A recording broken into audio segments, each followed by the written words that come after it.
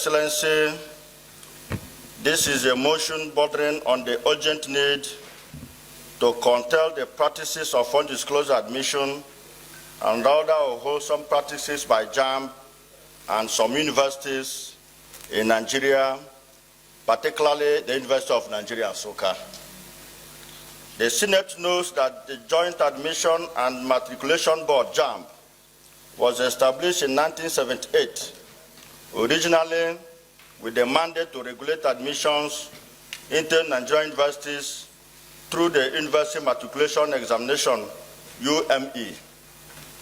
The Senate also notes that the duties of JAMB were later expanded to include regulating admissions into other higher or tertiary educational institutions in Nigeria, prompting the change of the nomenclature of the entrance examination from UME to UTME to include examination into entrance into Nigerian universities, polytechnics, monotechnics, and colleges of education.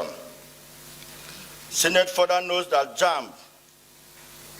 Senate informed that the authorities of tertiary institutions in cohorts with some JAMB officials have reverted to the practice of provisional admissions into priced professional courses like medicine and surgery, pharmacy, law, engineering, nursing sciences, etc., with a view to shortchanging some students already offered admission in exchange for gratification.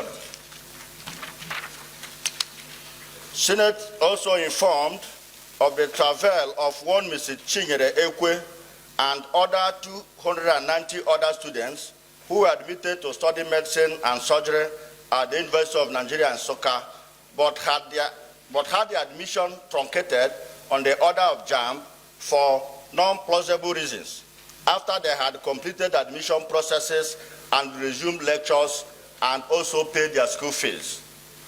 Mrs. Ekwe, in particular, scored 291 in the 2009 UTME exams and 300 in the university post-UTME, which qualified her for the course and was subsequently admitted by the university, and she paid all necessary fees.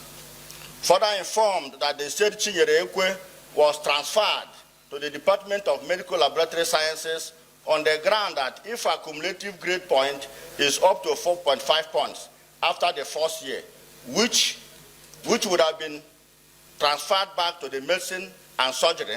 However, despite the fact that she surpassed the 4.5 threshold, her admission status is still not yet certain as to whether she is duly admitted into a Department of Medicine and Surgery or Medical Laboratory Sciences at present.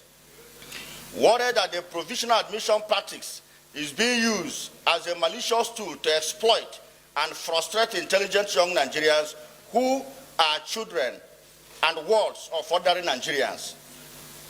Also worried by the fact that these children who make good grades in the UTME and being made to pay the necessary fees undergo rigorous processes of registration, matriculation, resume lectures, and sometimes even semester exams only to be transferred to other less competitive courses by the university, conniving with JAMB officials without plausible reasons, thereby destroying their career.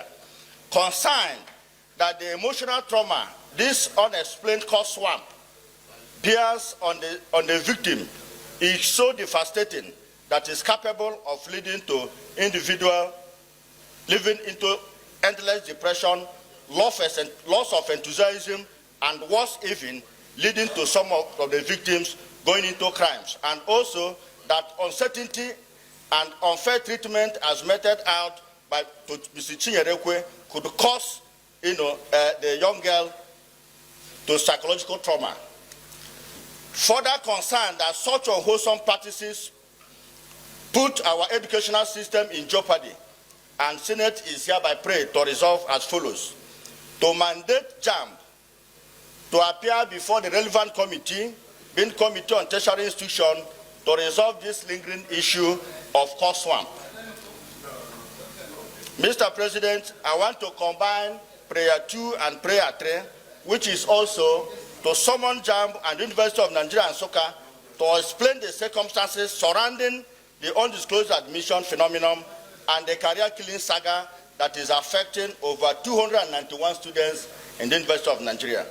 Distinguished colleagues, Mr. President, I beg of you to support this all-important motion because this has 2019 with the future of our children, JAMB especially and scored children 291, who has nobody to speak and for also them. wrote the internal university exam and scored 300 as against 400, meaning that she is an intelligent student and is qualified to study medicine and surgery, having scored above the requirements of JAMB and the university.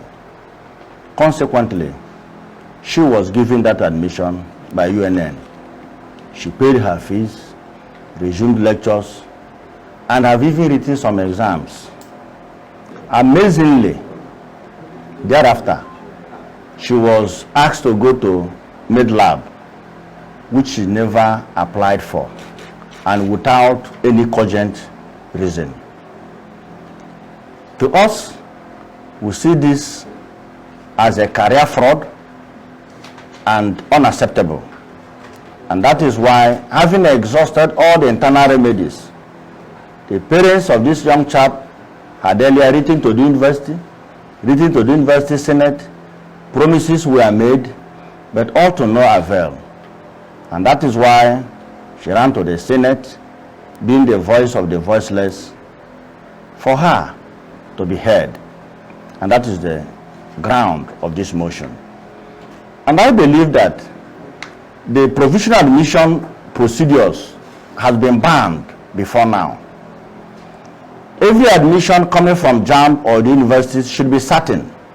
It is either she's qualified to study medicine and surgery, or she's not qualified. The idea of hanging people's hope, especially when such people are qualified, and when such people have been given an admission only to turn around to swap the courses, is a crime as far as I'm concerned. And that is why we are calling on authority, the relevant committees of the Senate, to investigate this allegation. It's a very weighty allegation. This is not only affecting Chinyere Ekwe, it's only affecting over other 290 students of UNN. And I know what is happening in UNN may be happening in other universities. So that is why we are calling on the relevant committees of the Senate to invite the university, hear from both parties, and address this issue. Because this problem will destroy the future of our children. And I must tell you, as a nation, we may develop infrastructure and otherwise, but the best development we can give to ourselves and to our next generation is to give our children quality education. Well, let me tell you that this is the first time we have seen people like us in the Senate. And that tells you that something different will happen. We're not going to fold our hands. I will do everything within my powers as a senator and as a very senior member of Nigerian Bar to make sure that justice is served in this case. If it has been business as usual, this is a new Nigeria. This is a renewed Nigeria under a leader who is out to do things differently, under a leader who understands what is leadership in the person of President Asiwaju Tinubu. So if they have been sweeping others in the carpet, under the carpet before now, this is a renewed Nigeria. This is a new Nigeria. Things must be done rightly. If a child is qualified to study medicine and surgery, not minding his background, let that child have that opportunity to study medicine and surgery, because you never can tell what that child will be tomorrow. But the idea of the JAMB and universities swamping courses, killing, a choice of courses of our children will not be allowed. If a student is not qualified to read a particular course, don't admit him. Don't collect the school fees from that child. Send him to the proper department he's supposed to be. Don't admit him. Later on, you swamp the course for no just cause, because he has nobody, because their father is not a senator, because their father is not a minister. They won't do this to the children of the rich. They will do this to the Paupa citizens of this country. And I am here to represent such people.